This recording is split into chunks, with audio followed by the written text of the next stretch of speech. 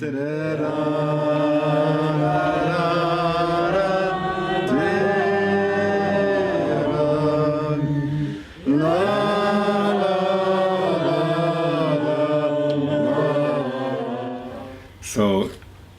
you gotta give me something to hold in my hand and to say L'chaim. Okay. What would you like? We got vodka, we have beer. Some soda water with just a little bit, the tiniest bit of schnapps inside. Okay.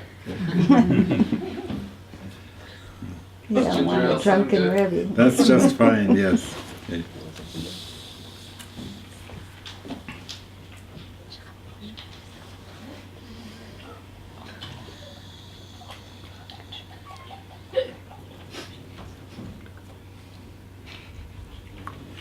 Well, we just had Hannukah, so you all know the melody of Malos Sur. Let's sing it nice and slow. Ta ra ra ra, ta ra ra.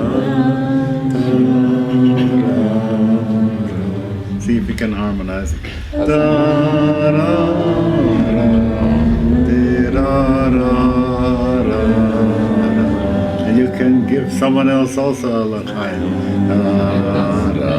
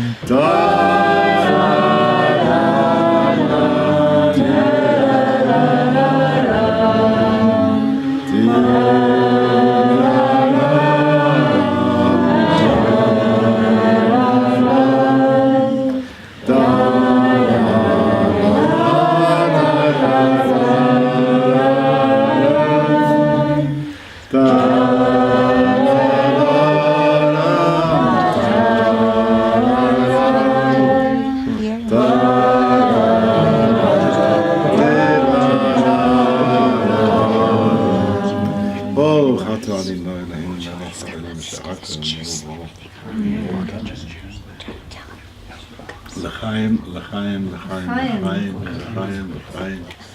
L'chaim, l'chaim, l'chaim, l'chaim, l'chaim, l'chaim, l'chaim, l'chaim, l'chaim, l'chaim, l'chaim, l'chaim, Rabban, l'chaim. L'chaim, l'chaim, l'chaim, l'chaim.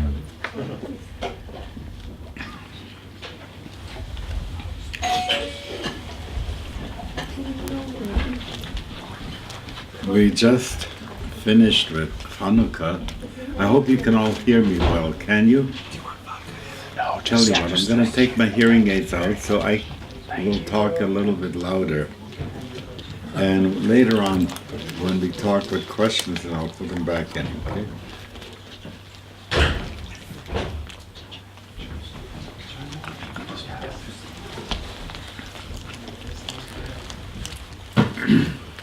Something was happening. Yeah, I know. Now I can hear that I have to speak louder. when you read the story of Hannukah, when you review the story of Hannukah, you know that there was a moment in Jewish history where we might not have a Jewish people anymore or a Jewish tradition or religion. There was such an incursion of what was in those days the latest way of thinking in the world, which was the Hellenistic Greek way. And one of the things that stood in the way of them being able to achieve their aim was that there was a temple. And when a temple is functioning and is in good shape, the temple sends out a broadcast. Just like here we have the atomic clock, the cesium clock, that sends out a broadcast, and many clocks are being recalibrated each time on the basis of the signal that comes. So in the time of the temple, a signal would come out from the sanctuary, which is like the oboe in an orchestra, so that they can all tune into that. So a signal that has to do with holiness came out from the temple. And when we got that signal, there would always be something to correct us in our moral and thinking way and our feeling way, because it gave us a beacon. I once had the wonderful opportunity to fly with a person in a small airplane. And it was so interesting. I don't know if I say it correctly this way or that way, but when he first talked to the flight control, told him where it was going to go, and on the map there were beacon things. And as long as he stayed over there, then it went beep, beep, beep, beep, beep, beep. When he got off, it went beep, beep, beep, beep. You know, it just made this change. So he knew that the best way to do is to get back. Or when you take the road here and you get to the edges of the road on the big highway, Highway 70, it gives you the, you know, to get you back on track. Something of this sort was happening with the temple. Now you can understand when some people don't like that stuff, they would want to jam the broadcast.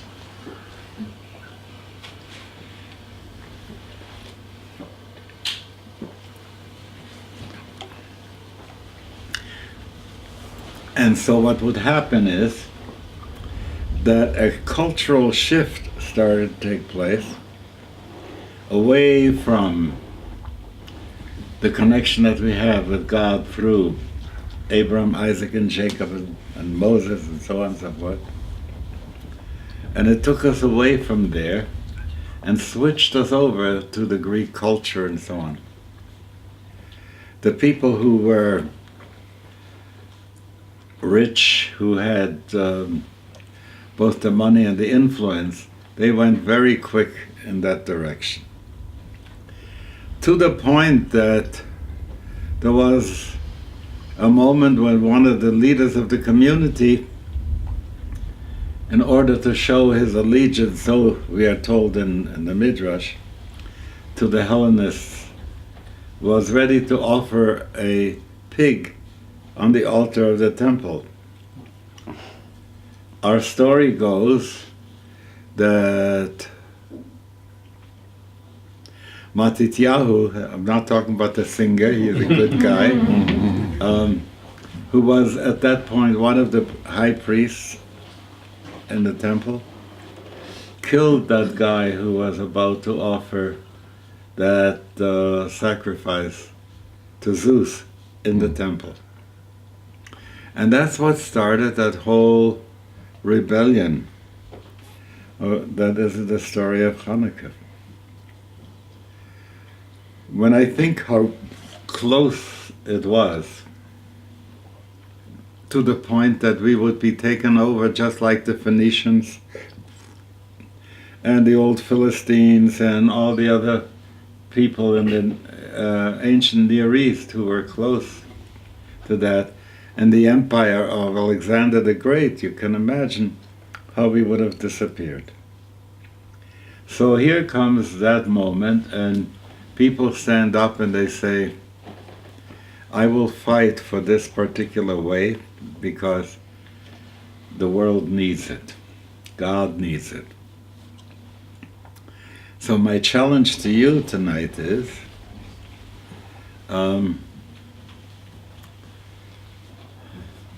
why are you Jewish? What do you give to yourself as a way of saying, I'm committed, I'm a member of the covenant. I like that covenant to exist. I will invest in that covenant. And if you can say that, that's wonderful. But it needs to have content, you know? And it's very hard for people who haven't had easy access to both what's the learning in the tradition and to the spiritual sustenance that's coming down at this moment, to be able to say, this is the content for which I am willing to reaffirm my contract, my covenant with God, okay? So I think we're going to have some dialogue about this a little bit later. And now I want to take us into a different direction for a moment. Okay. L'chaim, l'chaim, l'brocha.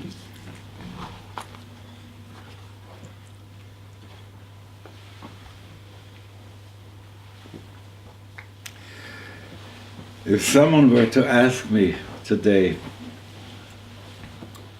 what is the greatest, the highest commandment that you can at this point feel, I would say it is to heal the planet.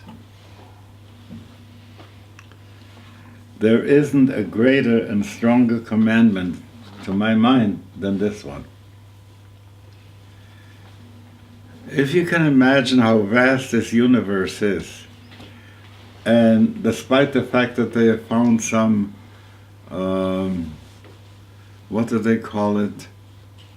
Goldilocks. From the three bears, you know? Goldilocks. Huh? Goldilocks. A Goldilocks, right. A Goldilocks planet, you know, in which the conditions are like this. Even if they have, and even if they would have produced life, when you can imagine how far without having a warp drive, yeah, like on Star Trek, how long it would take from them to come to us and so on and so forth. But how terrible it would be if there was no other sentient, conscious life in the entire cosmos besides ours, and our planet would be destroyed, and with it humanity at this point that it took millions of years for the planet to produce. And that the fact is that the planet may not be able to recover itself. And the second portion of the Shema where it says, Yishamru lachem pen yifta levavchem, be very careful because earth may not, your rushing will destroy you, earth may not recover her good balance anymore. So you see how urgent that one is. And I think that this is the top priority. Along with that top priority comes something very specific. There used to be a time when every religion would speak about, you just wait, Mashiach will come and all the goyim will find out how wrong they were. You just wait. Jesus will come the second time and show you Jews, why didn't you listen to me the first time? You just wait. The Mahdi will come, and anyone who hasn't accepted Allah and His Prophet is going to get it. And that can go on and on and on in every religion. And that was called triumphalism. That in the end, they would triumph. And that's been going on for a long, long time. And it's included in the bracha that, or at least in the intention of some of the people who make the bracha, Asher bracha bonim mikol ha'amim v'nosan lana es Torah. God has chosen us from all the people, given us His Torah. And therefore, our unique thing will triumph in the end. Then the astronauts went up, and they saw our planet, our mother, the Earth, the first time from outer space. And that created a revolution that most people haven't yet bought into fully. Namely, that the time for nation states is over. There are no boundaries that you can see from outer space on this planet. You'd never know where Canada ends and the United States begins. But what we did see is that our mother, the Earth, she is alive, and we are all part of her organism. And that's what the Arda Chardin called the biosphere, where life is around the planet. And how amazing it is, how self-organizing our planet has been.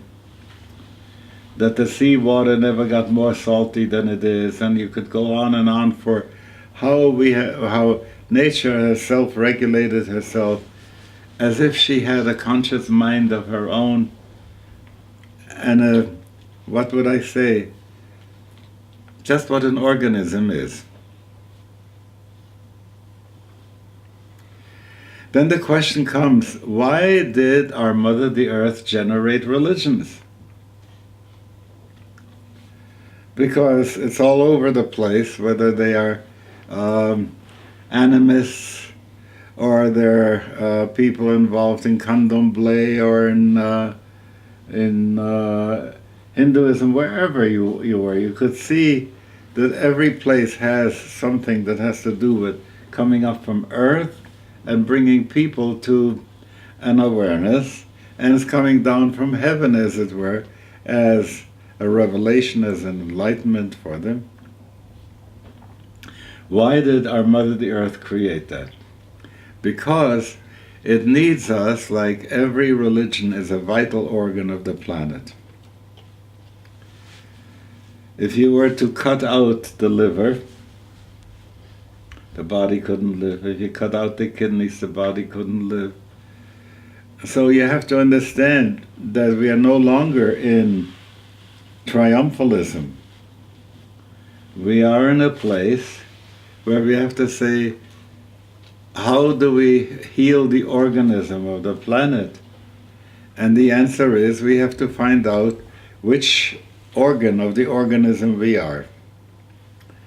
And if I were to say we are the liver,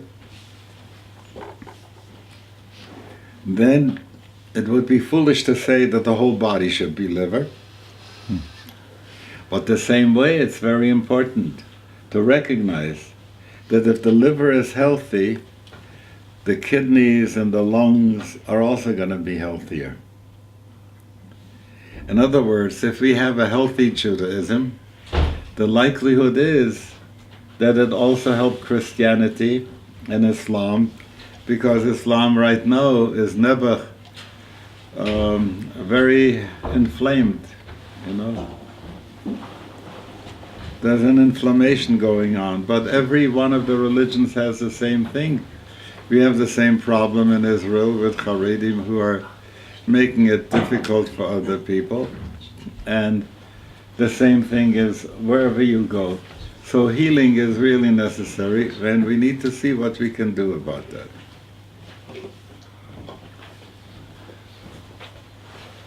Shalom Aleichem, Aleichem Shalom.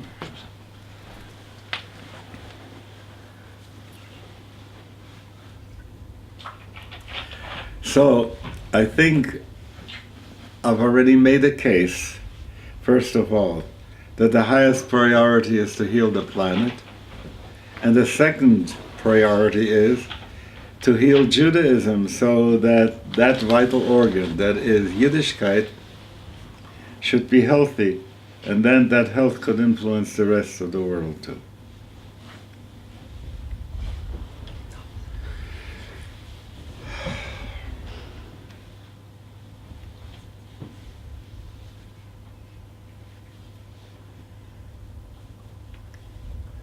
So there is a problem. You can't drive by the rear view mirror, but you cannot drive without the rear view mirror. So there are some people who say, I need to have Judaism become so completely different than it was in the past, because the past is the past and it's archaic, and I'm moving into the new world. And then there's a problem, there are collisions that are happening, you don't have the hindsight, you don't know what the collective experience of our people and what's in our DNA and so on and so forth. It's very hard to do it without the rearview mirror. But it's also impossible to drive with the windshield being completely opaque and drive ahead without being able to see through where you're going to. So this is my challenge that I want to leave with you and raise and hear you, how you respond to that. We don't know where we are going unless we have a global positioning system, to drive by. If you have one, you find from time to time it'll say, recalibrating, right? You didn't take the turn, it takes you back, and so on and so forth.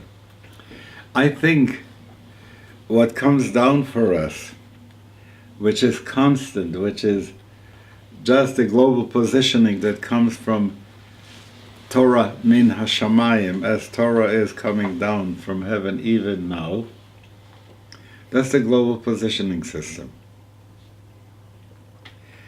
But how do they know to talk to us that we should take a turn to the right or to the left? Because that program has a map inside. And that map is built from stuff from the past. Do you see what I'm saying? The organic situation is that we need both what's coming down now, and better yet, what is attracting us from the future. Most people have the sense that we're always driven from the past. That came from the Greeks, if you will, that we were dealing with before. They were saying there's cause and there's effect, cause and effect, cause and effect. But there is also something that pulls us to itself. And what pulls us to itself is the divine intent for creating human beings. And Anochi asiti aretz ve'adam alei barati. I have made the world, I've created human beings there, says God. Barati, we always translate, means the 613 mitzvahs that there are. You get the idea that we have that double thing. There is the past, the experience, if you will, the karma of past generations and all that, and the revelation that's coming down at this point. And in that intersection, we wanted to find ourselves by lighting the candles. Because the reason that the rabbis give us for lighting the candles is Mishum Pirsuma Nisa, in order to publicize that there is a miracle happening.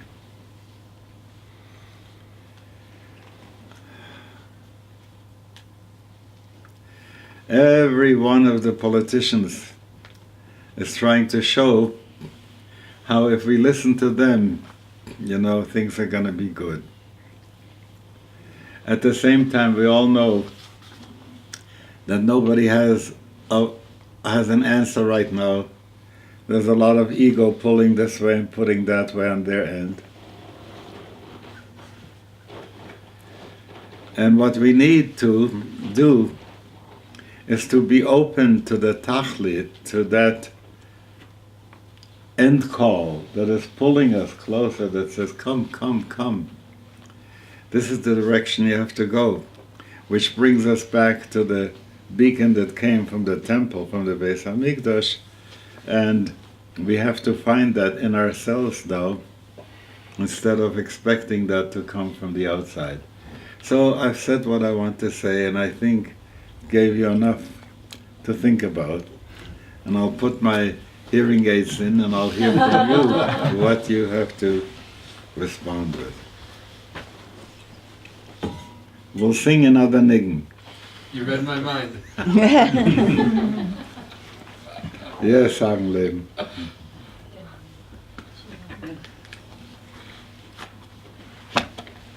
Okay, let's have one of you begin, and we'll see. We'll sing the niggun afterwards. Yeah, Please. so there is so much you have said that's intriguing, and I like the analogies you use, and you can begin to discuss this from so many different directions. So the last thing that you had commented on is that it's up to us. And there's one school of thought that says if it begins with me, and change can happen within me that can radiate and infect in a way the next person and the next person and so on. And that's not a unique point of view. I think other traditions talk about disseminating in the same sort of fashion. Yeah. And I think that's a very real thing, and that is the place to begin, is within each of our own minds, souls, hearts, to do that. What you said on the global level is also very intriguing, that this is our first priority. To me, I have to agree. We are at a crisis point in terms of the sustainability of and the balance of this planet. There's little doubt about that. It may be that the planet can still adjust and survive, that Gaia, if you will continue. It may or may not be hospitable to us as humans. It may have the capacity to continue without us. And it might be that in order to continue without us, there has to be no us, or there has to be a radically different kind of us. I think that's also true. But clearly, we are getting these signs that you allude to when you say we are hearing the chattering on the side of the road from going too far over to pull us back. Sea levels are rising. Salinity is increasing in the ocean. Arctic ice is melting at an alarming rate. Species are in danger. The atmosphere is polluted. They say it's due to predominantly due to elevated carbon dioxide in the atmosphere. This is also true. It's measurable. It's been demonstrated. There's no more need to say this is not a true phenomena. This is a very real thing. And You don't have to prove it anymore. you don't have to prove it anymore because we are witnessing it. Can we collectively begin to take the steps and do the things that are necessary? I think the real challenge there, maybe it begins individually too, but the real challenge there is the very thing that you were talking about toward the end too. It's the political system. It's the economic system. It is all of these things that seem too huge for us to take on because they are so powerful and they are so inbred, even affecting our daily lives the way we do. I'm glad to see there are signs. People are doing this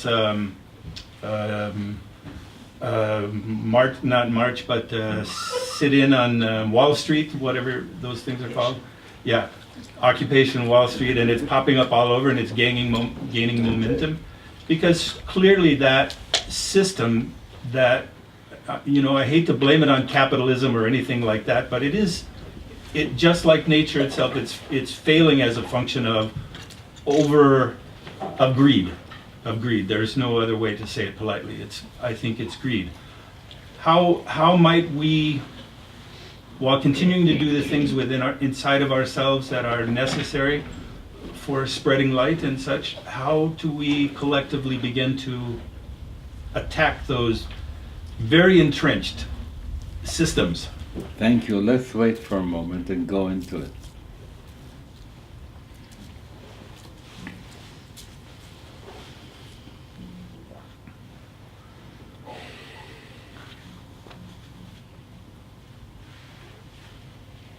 There is another piece to the puzzle. Ever since the Renaissance began, we have been talking about individuals as if the ego, the single individual, the maintenance of that is the greatest thing that there can be.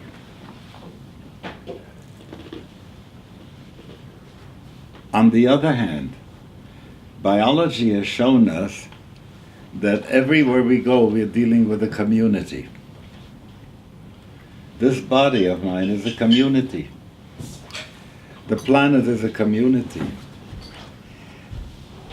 And so I want to say, as to where do we begin, the problem is that if we were still in a Cartesian universe, and a universe that was like, how would I say, like a Lego set, Mazel tov, where you put things together, and so the car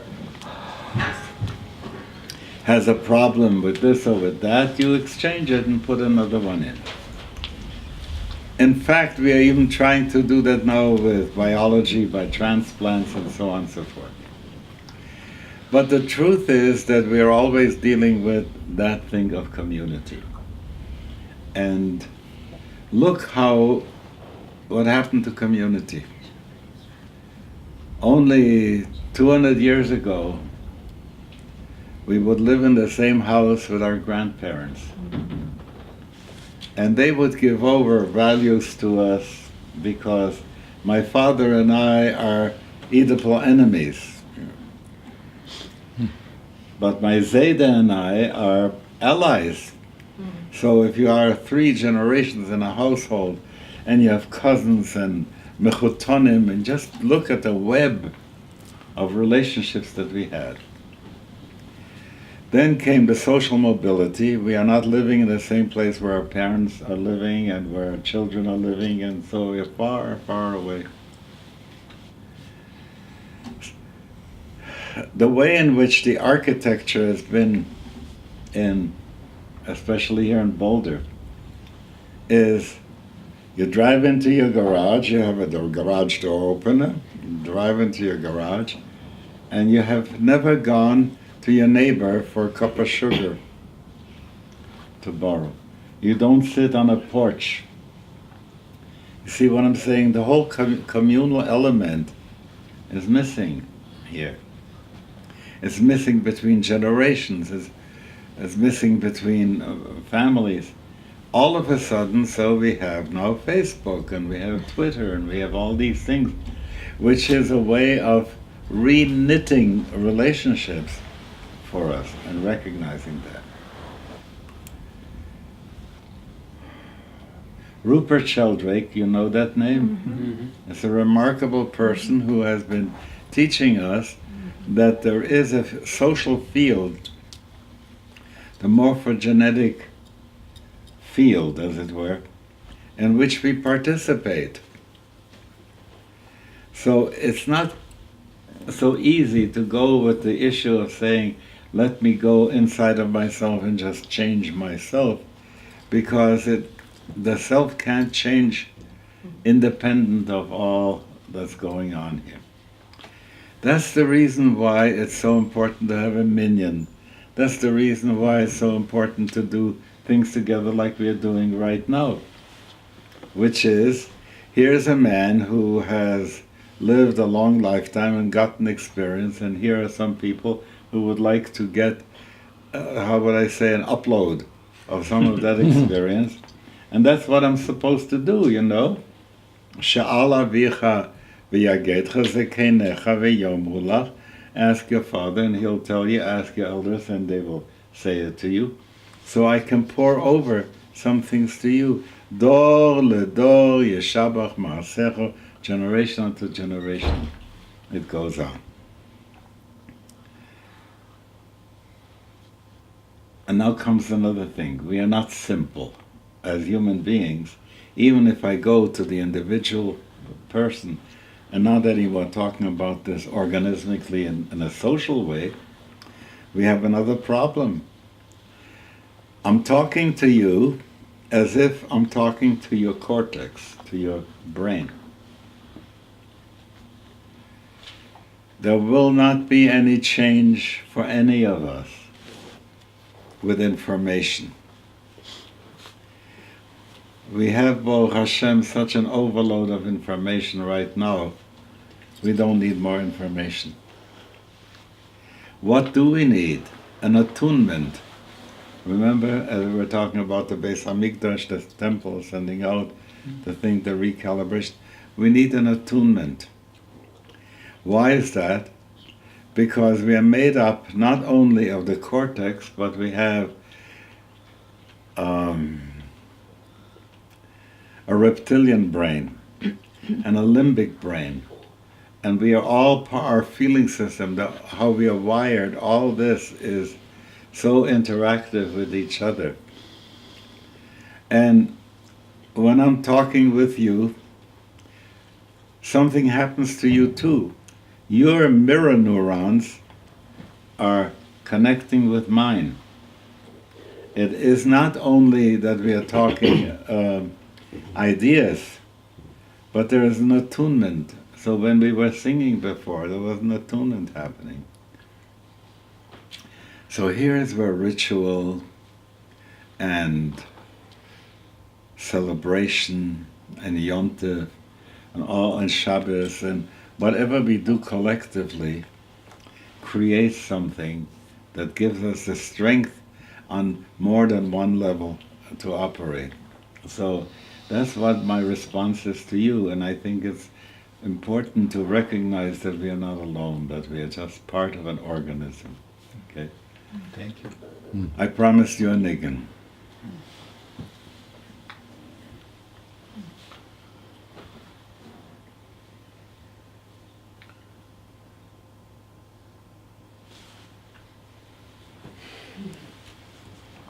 Let's sing the melody of Hava Nagila, but really slow, okay?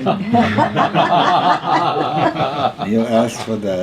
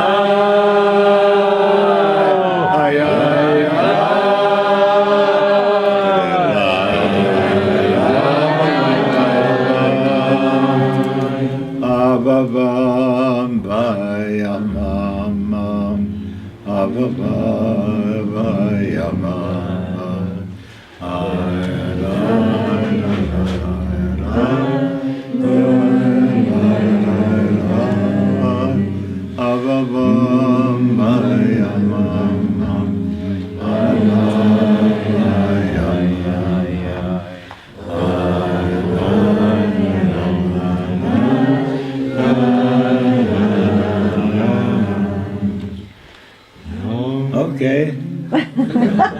Yeah, Professor Heschel once pointed out what's a niggin? A niggin is a tune flowing in search of its own unattainable end. So, anyone else who would like, please? I really appreciated the metaphor about, all the world's religions being, in fact, sort of representing different organs and systems of the body. And I'm curious to know two things. One is, what kind of organ do you think Judaism is in terms of the function and role that it plays, be it a liver or a kidney? Yeah. And secondly, you talked about the need to heal Judaism, and I'm curious what you think most needs to be healed in Judaism presently. Did I pay you to ask these questions? Oh, bless you. This is so wonderful. That's my pay dirt, right?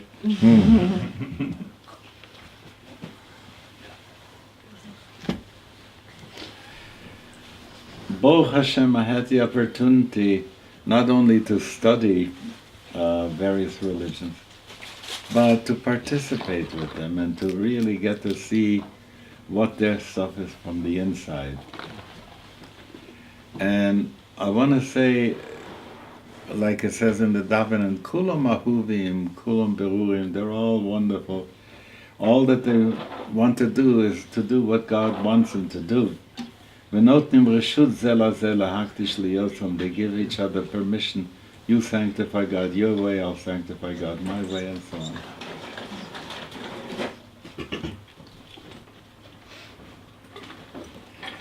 So I found out that every religion that I encountered had a certain kind of emphasis.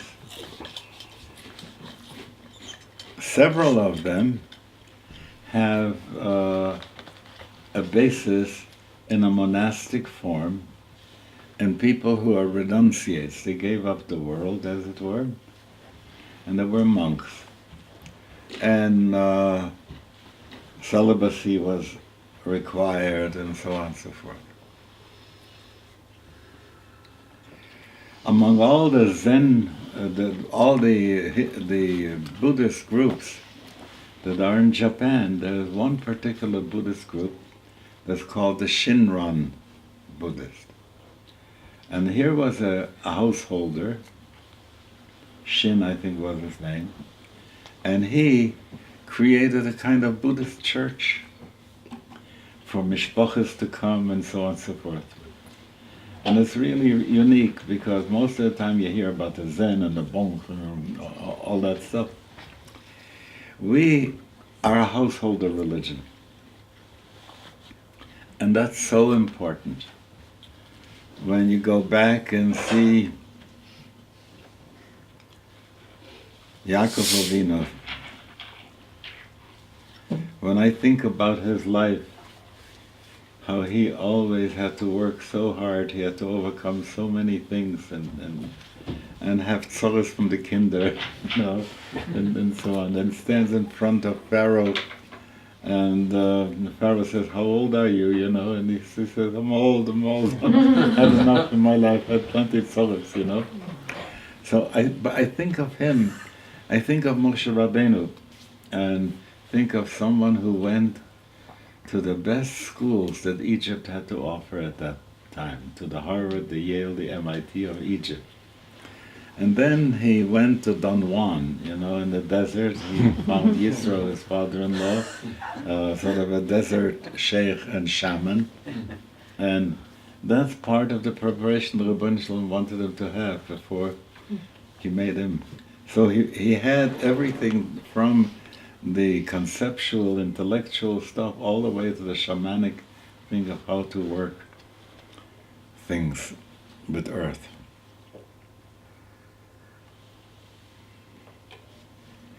But the tradition keeps on coming that we are that kind of a group. We have Kohanim, Leviim, Yisraelim, we have different kinds of tribes and so on.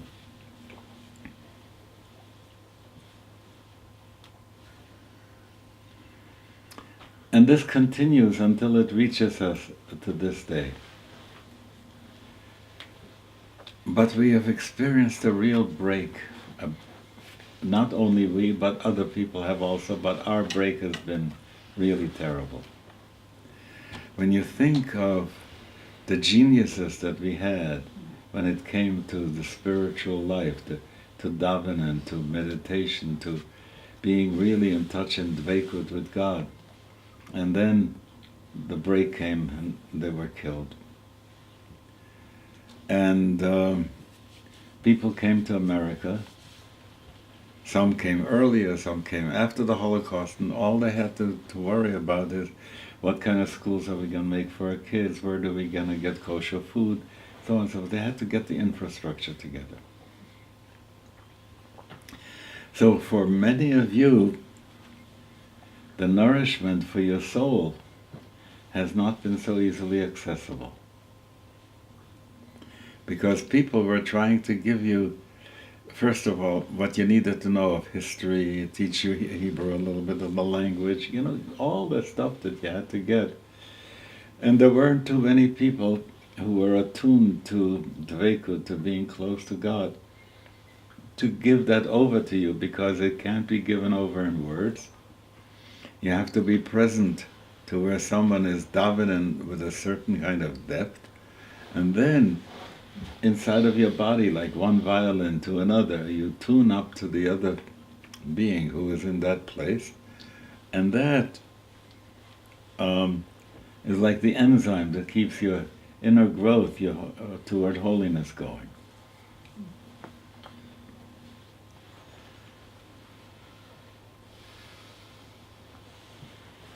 We have a problem. We can't quite do it how they did it in the past. And that's why I try to deal with paradigm shift, and I can't spell this out in greater detail right now. But it is very clear that Judaism has undergone some shifts that are really great shifts. If you read the Tanakh and you see what biblical Judaism was like, and you compare it to the Judaism of Pirkei Avot, you see it's not quite the same. And you go from generation to generation, and you see sometimes the shift has been more radical, sometimes it hasn't been so radical. But at the time of the Napoleonic War, something started to come up, and it created a real upheaval there. How do we think about these things? There were the Haskalah people, there were the Hasidim, there were the Misnagdim. There were all kinds of things happening at that point. And with it, that which had to do with giving over, initiating people into the process of being close to God, that has sort of got lost by the wayside.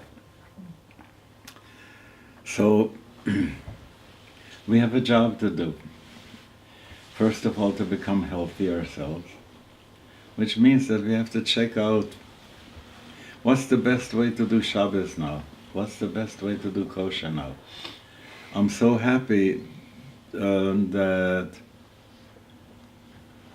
Alini. you were telling me that you brought me some meat today that's come from near Pueblo.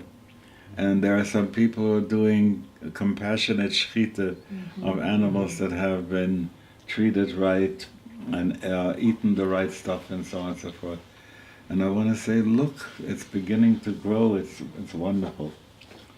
At the same time, there's a breakdown happening also. Government is breaking down, finance is breaking down, the banking system is breaking down. And you see that all the exterior, the chitzoniyot of how the world was, run is breaking down. At the same time, there are some people, I don't know if you could imagine yourself about 50 years ago. Some of the stuff that I said tonight would have been considered to be crazy. Why is that? Because we have learned, we have gone through a shift about how we look at reality, how we look at matter, how we look at feelings, what do we understand about our inner life and the psychology and so on. So the updating had to take place. And I think that's basically what we have to do, to update ourselves in such a way. But it can't come from thinking from here. Next. Every letter in the Torah has to be surrounded by white space. If two letters, black letters, touch one another, the Torah is not kosher. That has given some of our great teachers, especially Rabbi Yitzchak Berditchev, a wonderful understanding of the white spaces. That's the figure ground principle in psychology. It's the ground that shows you what the figure is. But it turns out that the masculine mind is very much like the figure. And Isha Tesoviv Gever, the feminine mind, is like the white spaces of the Torah. And Rabbi Yitzchak has his teaching that says, Torah Chadasha Me'iti Teitze, a new Torah is going to come. So he asks the question, how could there be another Torah? Because we know that this Torah is not mutable. He says, that's not what's going to come. What's going to come is that the white letters, which were not recognized before, are now going to be recognized. Now, I can imagine that a healthy Judaism would have to have a very important input from women, and to be able to bring that about in a way that is harmonious to what we have from the past, and yet is contemporary what we need to have today, is a process, and it's not going to go fast, but we have to do what we have to do in the meantime and honor that. So I think I responded to you. Yeah. All right, anyone else?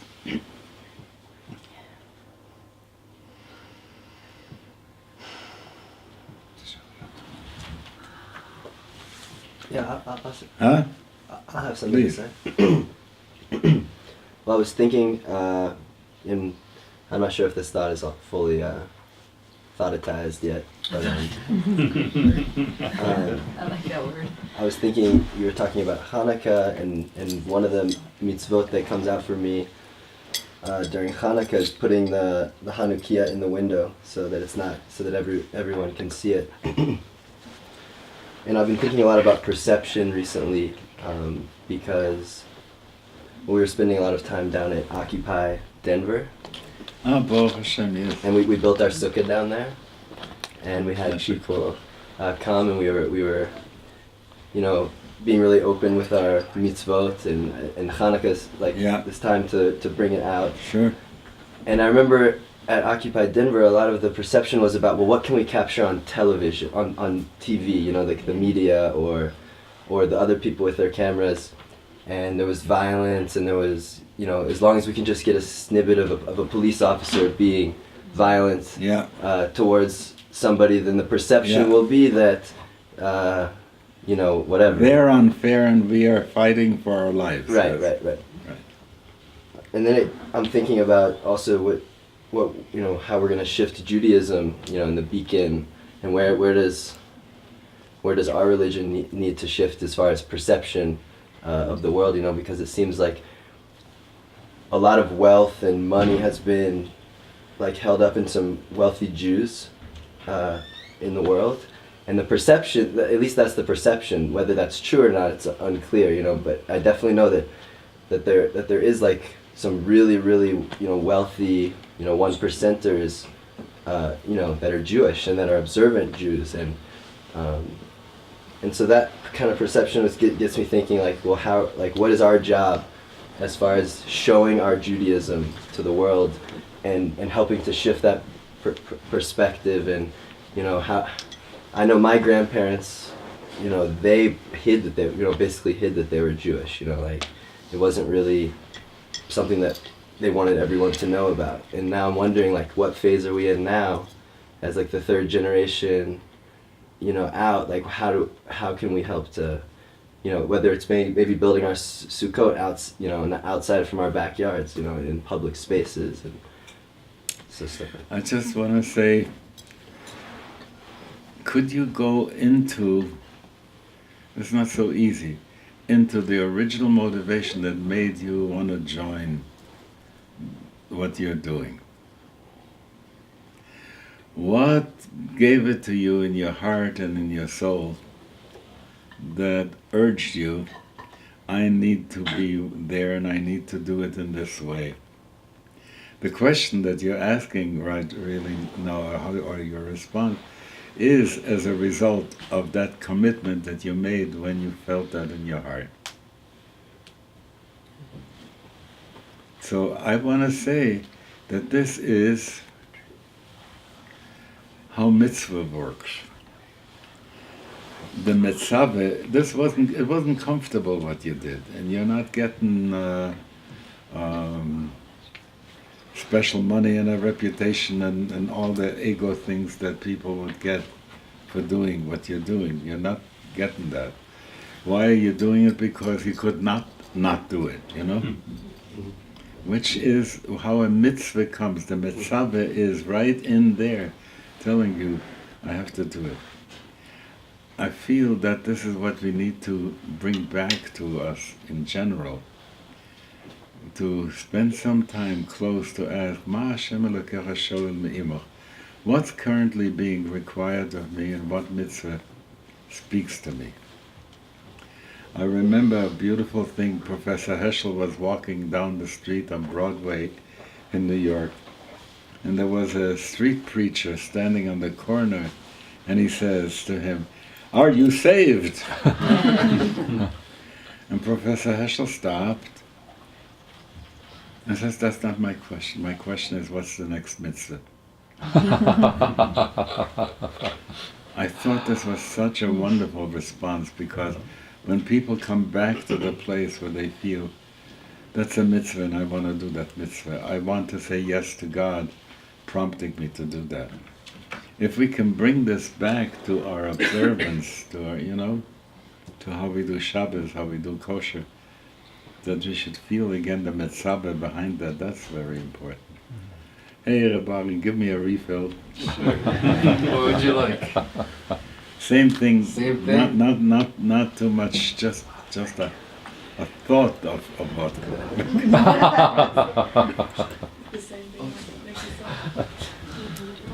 All right.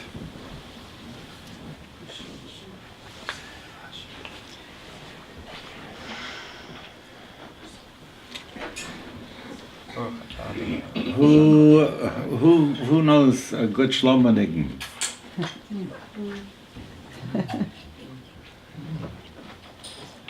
I do. Go ahead. So, na na na na na na na Adonai. Yam na na na na na na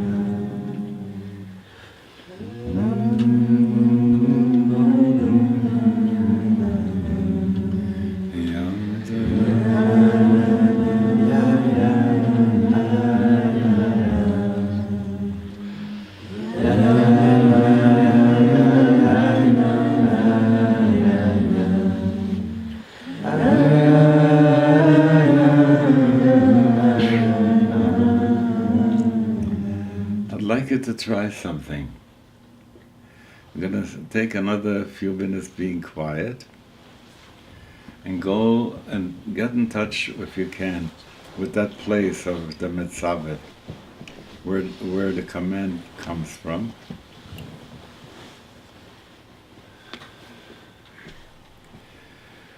And or what miracles happened in your life that you are aware of, you know? Because that's what Hannukah wants to highlight for us. We look at the candles not because we have an agenda. Ein lanu reshut leishtamesh b'hem. We don't do it for an agenda. Ela lirotam bilvat, just to gaze at the candles and see what comes. And what comes up is all the miracles that have happened to us in our lives, that if they had gone differently, it wouldn't have been so good. So let's spend some time quiet with that.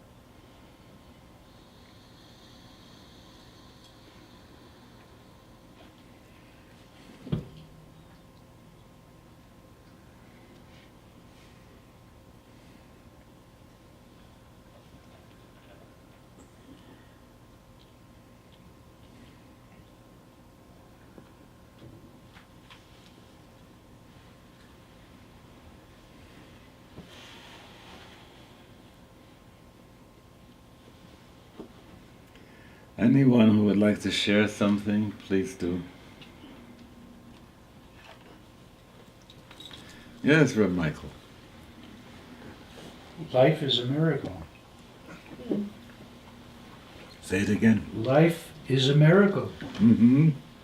And it's mind-boggling to contemplate that I am alive, other people are alive. How does this happen? That we are sentient beings. This is amazing. That's a miracle. Anyone else? Also the issue of mitzvah, please. Oh, mitzvah? I was more thinking about a miracle. My miracle was a man that I love, and just I guess the part of it that is a miracle is where I could tell what is actually real about our connection and what is distress. It was just so clear, and the love was so clear also. I will tell you a couple of stories later on about miracles, but more. Let's hear from you. For me, the commandedness, it's not my idea, it's a Rosenzweig's idea, that by being, he said it beautifully, about being in relation to others creates a sense of not only empathy or connection, but obligation. And from that I see myself in their position, perhaps they see me in my position, and that creates a sense of, probably the most important sense of commandedness. Mm-hmm. I feel at the end of the day very commanded. I feel a tzivui to put on tefillin, and I don't know it's the one thing that if I don't do anything else, if I didn't put on tefillin in it, I feel it tugging at me. That it was like a commitment I made, and I make, and it's pulls at me. It can almost feel like going in. Yes, when touching that film. Many people, will try and tell you what the meaning of tefillin is. But when somebody comes and says, would I teach him how to put on tefillin? I show him how to put them on, and then I say, sit with them quiet, and then tell me, what did the tefillin teach you? Because that's a very important part, to let, whatever the mitzvah is, let the mitzvah teach you. Taking the first bite of matzah, I'll come to you in a moment, taking the first bite of matzah at the Seder, and it doesn't have any taste like of his own, it's just plain. And you get to the sense that faith, the emunah that you have with God is just like that matzah. The matzah teaches you. One of the teaching is that a child cannot say daddy until it has tasted the taste of grain. And you can understand what it feels like to be able to call God a parent because of the shtickle matzah, that's just wonderful. Yes, Aaron Leib. Similar idea to letting the tefillin teach you. I find that when I'm in this kind of community, or like when I learn Torah, I can listen to the mitzvah, that voice that commands me. But when I'm not in this type of community, where I'm not learning Torah, it's very easy for me to anesthetize myself and ignore. And it's very painful to,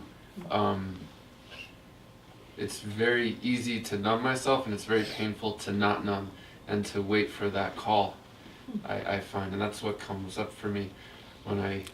So what's your suggestion about it? I'm naming my challenge, it's a challenge for me. I don't have a suggestion. You see, just to be in to feel that this is a problem and that you occupy yourself with that. So how do you bring in a channel of energy from where you sit with the chavrusa and you learn Torah and you daven, and to bring this into the other life? I know when you start, before you start a massage, you try and center and get into a place so that you're not thinking of other things but just about what that body needs in front of you. So you do have kavanah, and you see how you can steer your kavanah. That's basically what the response is.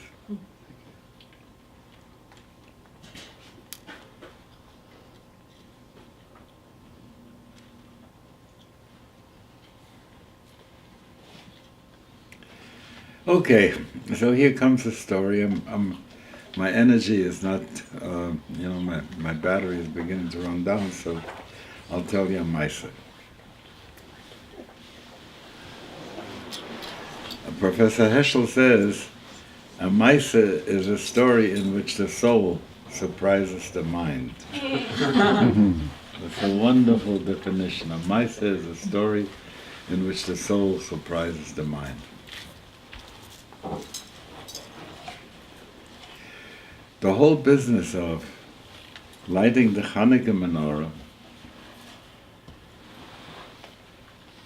is sort of, what does it mean that it should be below 10 handbreadths on the right side of the door, on the left side of the door? In other words, way down, down, down, down, down. That's where you have to go. And there are some miracles that God performs in such amazing ways. Sometimes when we hear the story, it looks like it's a joke. And nevertheless, Tzchok asali Elokim, God made this joke for me. That's how Yitzchak comes about, and here's the story.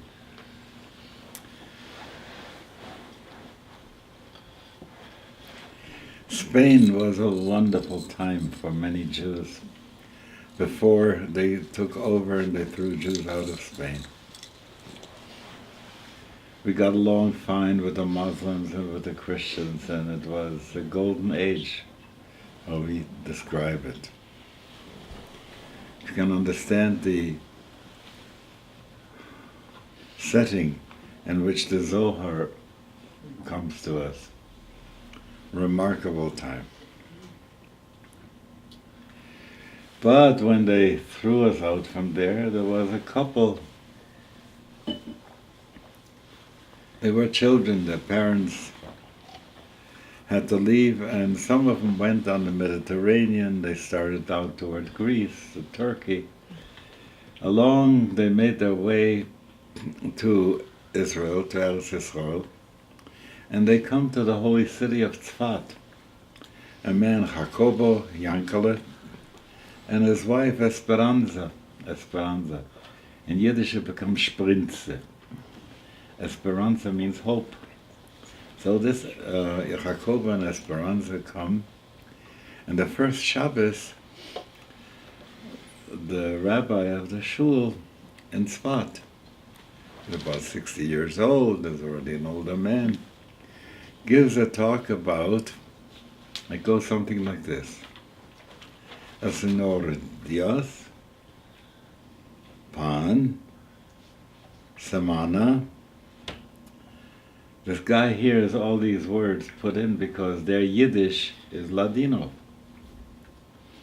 You know, and it's based on Spanish, and quite couldn't understand all the Hebrew words, lechem aponim, that were thrown into the thing. He doesn't know what's going on, but he comes home and says, Speranza, do you know? I heard Senor Rabino telling us that God wants to have fresh challah, fresh pita, every Friday.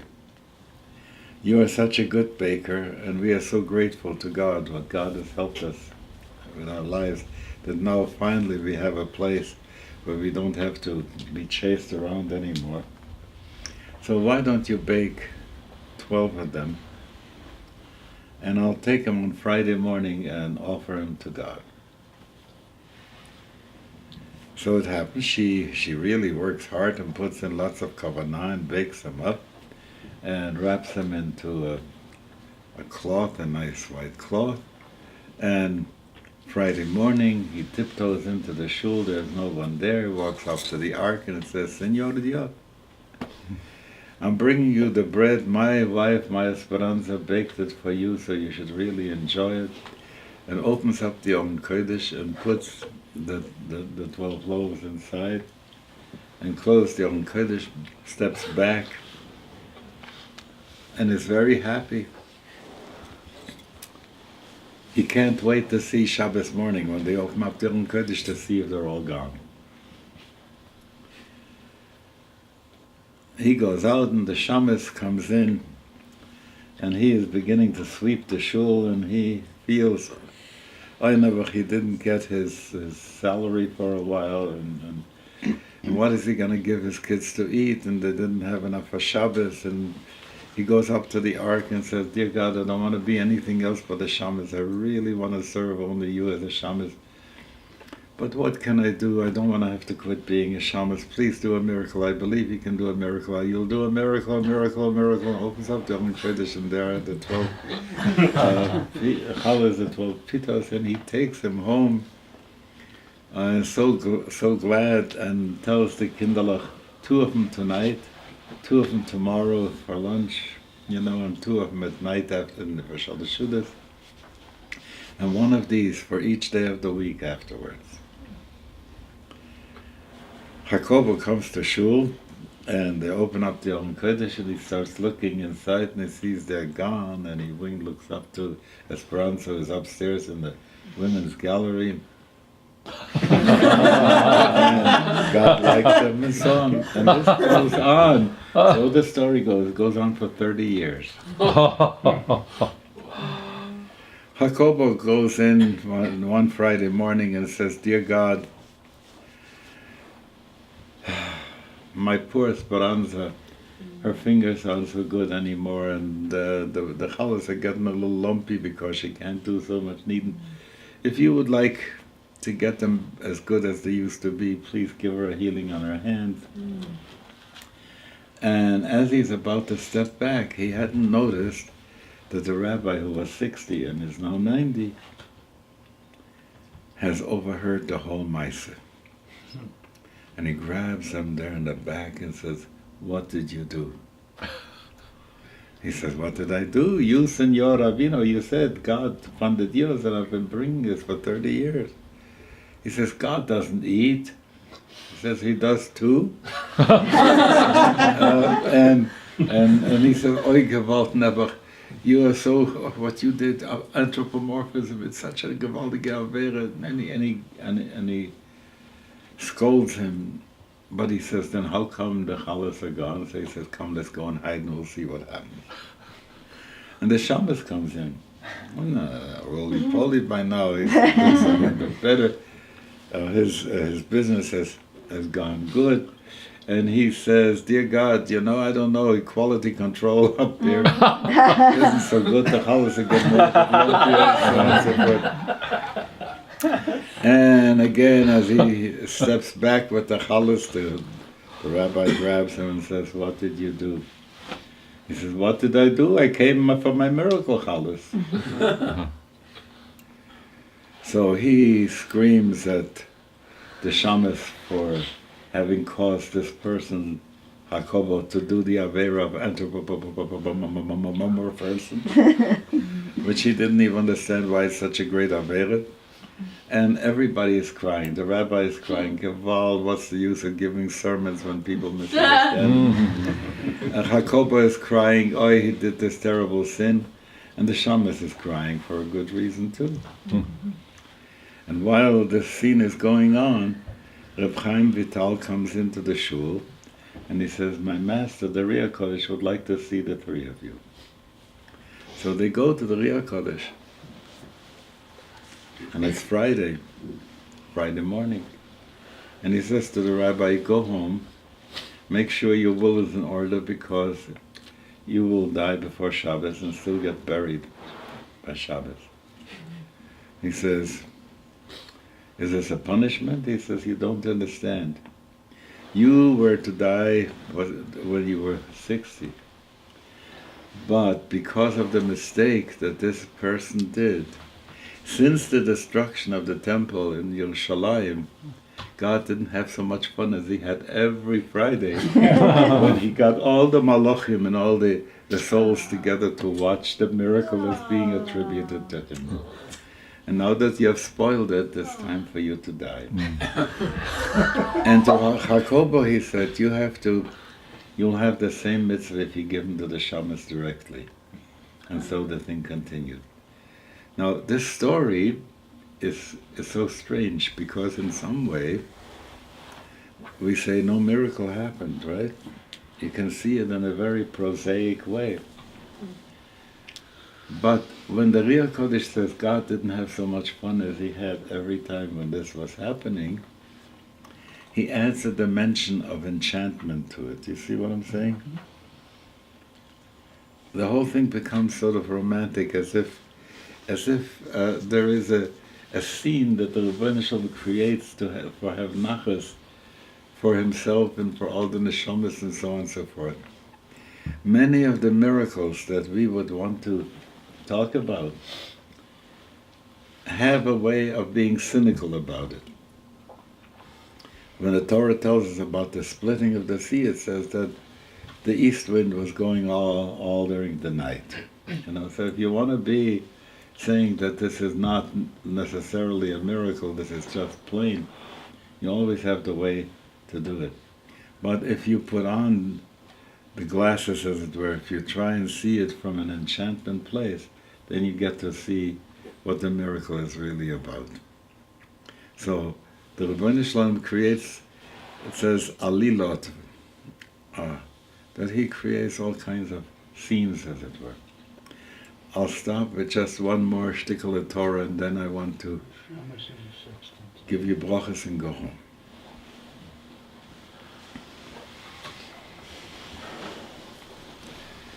When you read the Sedra,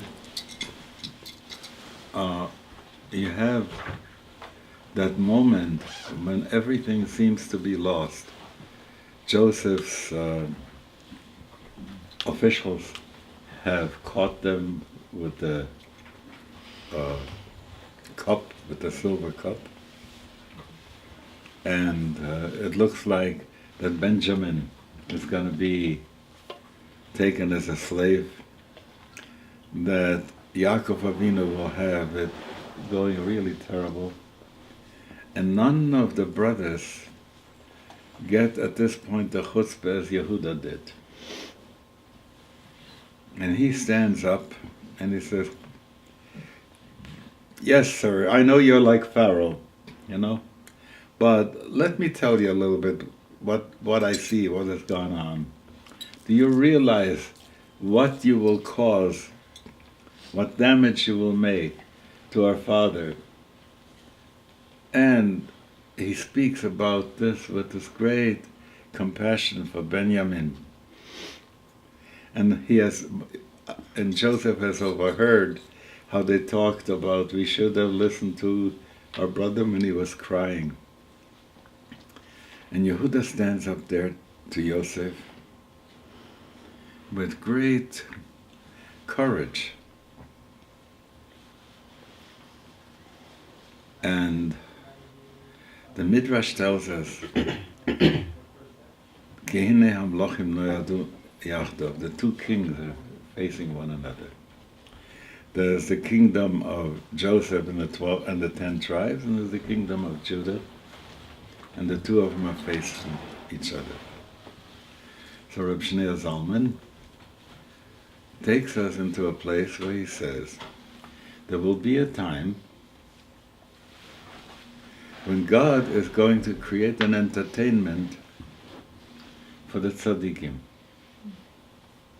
There will be like a big arena, and on one side of the arena is going to be the Shor Habar, the wild ox. On the other side of the arena is going to be the Leviathan. And the two of them are going to fight it out, and the Hasidim and the tzaddikim are going to sit around and watch this tournament with great joy, which then will happen that Leviathan is going to use one of his fins and slaughter the ox, who at the very same time will have gored Leviathan with his horns. And both of them are going to die. So you can imagine that he has something to say that goes a little bit deeper. So he says there are two types around. One is the righteous one.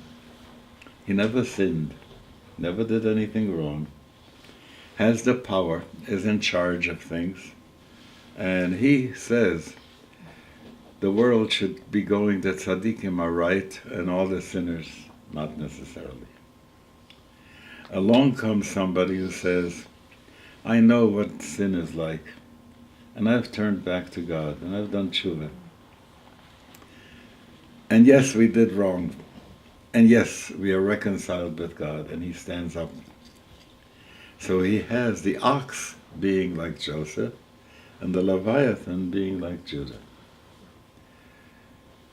So there has been this battle between the tzaddik and the Baal Tshuva, where the tzaddikim are saying, why should these people be loved more by God than we who have always kept to it the right way? And yet, there is a feeling that God has, that his hand is stretched out to receive those people who come back to him.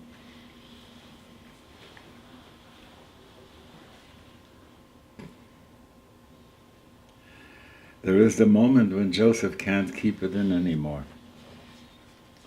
And he says, okay, I'm your brother. I'm your brother. I also have experienced what it is, a tug. When Mrs. Potiphar was inviting me, he refused.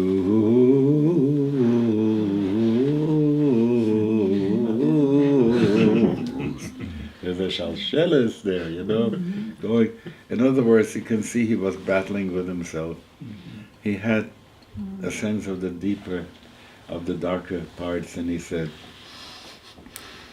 you know, you think it's your doing. It's not your doing. God has sent me in order to provide for you. So the miraculous order shows itself through the intermediary of human action there. And this is why there was a great tzaddik by the name of Reb Mordechai Yosef of Ishbitzer who kept on saying, when it's all over, you know, while we are involved in it, we think it's our choice, we are doing this, we are doing that. When it's all over, we know that this was just the divine play that worked it out this way. So I want to give you a bracha and wish you each and every one that what you will need in the coming year. And so there's some people who are not so happy that Jews should wish each other a Happy New Year. It's a Goyish New Year, what are you doing? So what Nachman of Braslov says, Hashem Yisper Bechsov Amim. God even counts like the nations are counting, so you should wish each other a Happy New Year. So I wish for you that whatever you need in this year, for your growth and for your sustenance during the difficult times that are likely to be ahead, that you should always be able to reach up for the support from God, and you should feel in your neshama the tzivui of what you have to do next. And let's say, Amen. Amen. Amen. Mi sheberach avotenu Avraham, Yitzchak, v'Yaakov Yevoros, Rav Michael ben Aryeh Leib. Ben Aryeh Leib, Barbo she'nachnu mevorchim oso. Barbo shehu המכניסור של הנשף הזה, בזכר זה הקדוש ברוך הוא ישמרהו ויצילהו מכל צורך וצוקו. וישלח ברוכו והצלוחו בכל מעשה ידו. עם כל ישראל איכו ואחיוסו ונאמר. אמן.